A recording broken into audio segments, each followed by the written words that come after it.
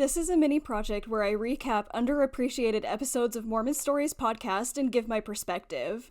This first one, for which I posted a 10-minute recap previously, is quite unusual. John Dehlin and Gerardo Sumano of Mormon Stories interview Scott Dyer, the host of Rameumptum Ruminations, and the interview is about Scott's 2022 interview of formerly church-employed research worker Brian Harris.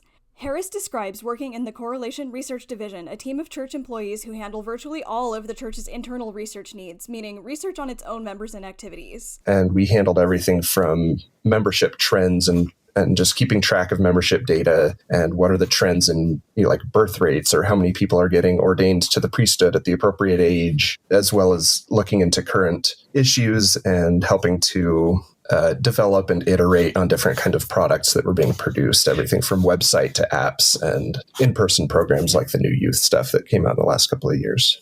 He described using surveys, interviews, and other methods to generate insights that were valuable to the leadership of the church on critical strategic priorities. And then there was also a very strategic side where we were looking at bigger issues and generational trends and just trying to see what are the problems that the church might encounter in the next few years. John Dehlin helpfully relays survey questions that were shared by non-believing members of record who got the surveys. But it's like, what podcast do you listen to?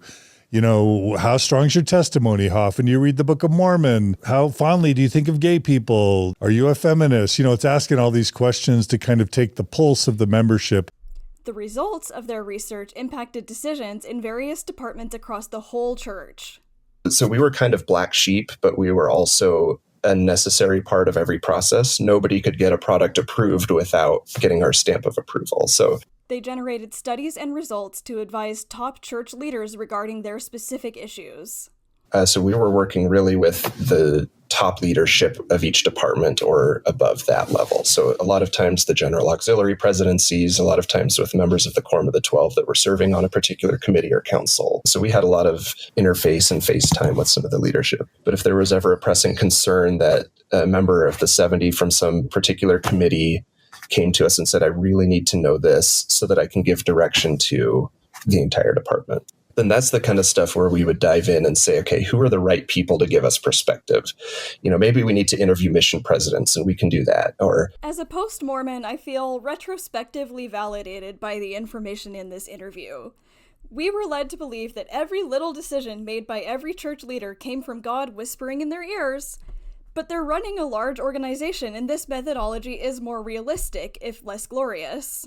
Plus, I always felt like the one true church on the face of the earth stuff must be nonsense. And there's no way that the bros at the top of the Mormon church are any more inspired than the religious leaders of other traditions and groups. As a researcher, though, I have a whole different set of reactions and feelings about this. The big research team that Harris describes mirrors in many ways MIT's Department of Institutional Research. The latter was one of my favorite departments and one of the research groups I respected the most during my time at MIT. They helped my comrades and I design and carry out a high-quality survey study of how the COVID pandemic impacted MIT graduate students, specifically in their capacity as researchers. We got great results essentially by clearly defining our questions and then doing what our advisors at MIT IR told us to do. Based on this interview and my MIT experience, both research groups consist of social science professionals with advanced degrees, use qualitative research methods including surveys and interviews to answer questions of importance to the institution, work on an as-needed basis for other offices and groups across the organization, present their findings in meetings of leadership bodies that make consequential policy decisions, and hold the respect of their colleagues in other departments despite their sometimes disparate worldviews.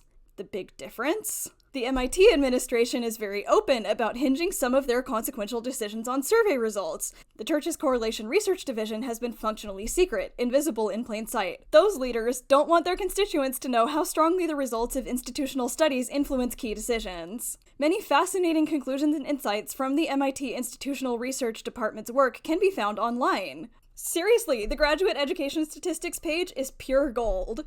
The church's Correlation Research Division might also be learning something interesting, but like with so much research sponsored by private entities, we don't ever get to see the result in any way. Members apparently have a huge variety of reactions to being included in research like this, and a great many things to say. Maybe some people in the church might be interested to know what questions their leaders are asking about them and why. And they might also find some of the conclusions to be of interest, i.e., that the younger generations of church members already fully expect the church to change its doctrines and policies regarding LGBT+ people. The consensus that I think came out a lot in these qualitative interviews was people fully expect the church to reverse course. It's a question of when more than if. Maybe it's 25 years from now.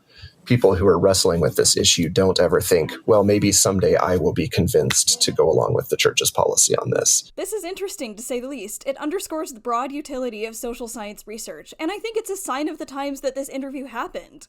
I'm curious to hear what other alumni from the Correlation Research Division have to say down the road. Meanwhile, please check out the full episodes. On the screen, I'm going to display a summary of the excellent content my videos don't touch.